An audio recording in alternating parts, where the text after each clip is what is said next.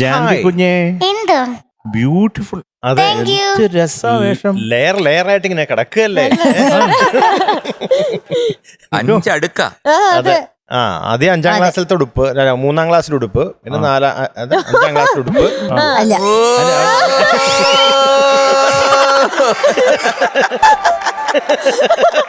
എടാ എന്തരടേ നീ അടുത്തിരുന്നിട്ട് ഇപ്പൊ എത്രയല്ലായി? ഇപ്പൊ 8ല്. 8ാം ക്ലാസ്സിലെ ഉടുപ്പാണ് ഏറ്റവും താഴെ കിടക്കുന്നത്. ഓക്കെ. അപ്പൊ ഓരോ ക്ലാസ്സിന് ഓരോ അഡിഷൻ അല്ലേ? സബാഷ്. നന്നായി മക്കളെ. മധു എന്ന വേറെ ഫോമിലാണ് കംപ്ലീറ്റ്ലി. മധു എന്തോ എടാ ഞാൻ ഒട്ടും പ്രതീക്ഷിക്കുന്നില്ലടാ എന്താ ചേട്ടാ? ഇമാതിരി ഐറ്റങ്ങൾ. വെടിയുണ്ടകൾ ചീറിപ്പാഞ്ഞു വന്നേക്കാം, ഭയപ്പെടരുത്. കസേരക്കുള്ള കുഴപ്പം അല്ലേ? ആ കസേരയിൽ ആരിരുന്നു ഇങ്ങനെ? മക്കളെ ഓ സുന്ദരിയായിട്ടുണ്ട്. Thank you. അപ്പൊ എന്താണ് പാട്ട്? പെർഫോമൻസ് റൗണ്ട് ആണ് ശ്രീയേട്ടാ. പെർഫോമൻസ് റൗണ്ടാണ്. അതെ, അതെ. ഓ ഏത് പാട്ട്? കയ്യെത്ത കൊമ്പത്ത് കണ്ണെത്തണം, കണ്ണത്താ കൊമ്പത്ത് കണ്ണെത്തവർക്ക് ദൂരത്ത് ചെന്നെത്തണം. ഓ മക്കളെ കണ്ണന്റെ മുമ്പിൽ ചെന്നായിരുന്നു ഇപ്പൊ ഈ അടുത്ത്. ചെന്ന് കാണണം. കാരണം ഞാനിപ്പോ അനുരാധയുടെ ഫാനാണ്. എന്തിന്? ഒരു ലൈനുണ്ട്, കണ്ണന്റെ മുന്നിൽ നീ എത്തുവന്നു. ബാക്കിയുള്ള കാര്യങ്ങളൊക്കെ കേക്കട്ടെ. ഇത് എഴുതിയത് വയലാർ ശരത്ചന്ദ്രവർമ്മ സാർ. ഓക്കെ. പിന്നെ ഇതിന്റെ മ്യൂസിക് ഇളയരാജ സാർ. പിന്നെ പാടിയത് മഞ്ജരി മാം. സിനിമ വിനോദയാത്ര 2007. അത് സംവിധാനം ചെയ്ത ആരാ? അറിയണമല്ലോ. കാരണം ഈ സംവിധായകരില്ലെന്നുണ്ടെങ്കിൽ നമുക്ക് ഈ സിനിമകൾ ഇങ്ങനെ വരാനും ആസ്വദിക്കാനും പറ്റത്തില്ലല്ലോ.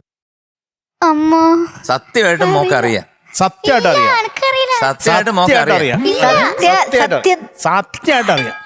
സത്യ സാർ. സത്യ സാറോ? ഓക്കെ.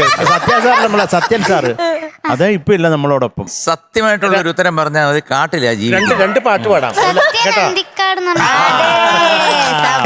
മകളെ എന്തോ ആദിമലേ. ഇതെന്താണ് മക്കളെ? കണ്ടിട്ട് മനസ്സിലാവുന്നില്ലല്ലോ ഇതിനെ. പുതിയ മുഖം. അതെ. എന്തുവാ മുഖം മാത്രമല്ല പക്ഷെ മൊത്തത്തിൽ. സൂപ്പർ സ്മാർട്ട് ആണ് കേട്ടോ. എനിക്ക് ഇഷ്ടപ്പെട്ടു. White and blue. മോളെ ഈ തലമുടി ഇത് എന്താ കളറ്? ജമ്പിപ്പിച്ചതാണോ? പച്ചയാ? അയ്യോ പച്ചയാണോ അത്? വീട്ടിൽ 5-6 പെട്ടി പെയിന്റ് ഒക്കെ ഉണ്ടല്ലേ? അച്ഛനിപ്പോ Daily പെയിന്റ് കാലത്ത് അടിയാ ജോലി. ഇറങ്ങുമ്പോഴത്തേക്ക്. ശരത്തങ്ങളിന് ആദ്യം ഒരു അംബാസഡർ കാറായിരുന്നു അച്ഛന് മേടിച്ച് കൊണ്ടുവന്നത്. അതൊരു സെക്കൻഡ് ഹാൻഡ് കാറാണ്. ഞങ്ങളുടെ മെയിൻ പരിപാടി എന്ന് പറഞ്ഞാൽ അച്ഛനല്ലേ സമ്പാദിക്കുന്നത്, നമുക്ക് അതിനെപ്പറ്റി ആലോചിക്കേണ്ട കാര്യമില്ല. വണ്ടി എടുത്ത് ഒരാഴ്ചയിൽ ഒരു കളർ പെയിന്റ് അടിക്കുക ചുമ്മാ ഇരുന്നിട്ട്. ഞാൻ കാണുമ്പോ ഒരു ബ്രൗൺ കളർ ആയിരുന്നല്ലേ കാപ്പിപ്പൊടി colour. അതൊക്കെ 2 ദിവസം കഴിഞ്ഞപ്പോൾ അത് കണ്ടുകൊണ്ട് മാറ്റി കളർ മാറ്റി അവസാനം പെയിന്റിന്റെ വണ്ണം കൊണ്ട് കാറ് പോകുന്നില്ല. അത്ര വെയിറ്റ് അത്ര കളർ അടിച്ചിട്ടുണ്ട്. ഞാനിപ്പോ പെട്ടെന്ന് കളർ എന്ന് പറഞ്ഞപ്പോ അതാ ഓർമ്മ അച്ഛന്റെ പൈസ കൊണ്ടേ.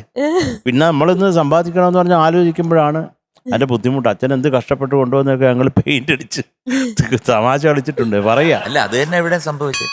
ആണോ മോളെ? സന്തോഷം പാടിക്കൊണ്ടുവരുന്ന പൈസ എല്ലാം ഇതെടുത്ത് പെയിന്റ് അടിക്കുകയാണോ മക്കൾ തലേല്? എന്തൊക്കെയാണ് ചകരെ കാണാൻ നന്നായിട്ടുണ്ട് മോളെ കേട്ടോ. അത് ഏത് പാട്ടാണ്?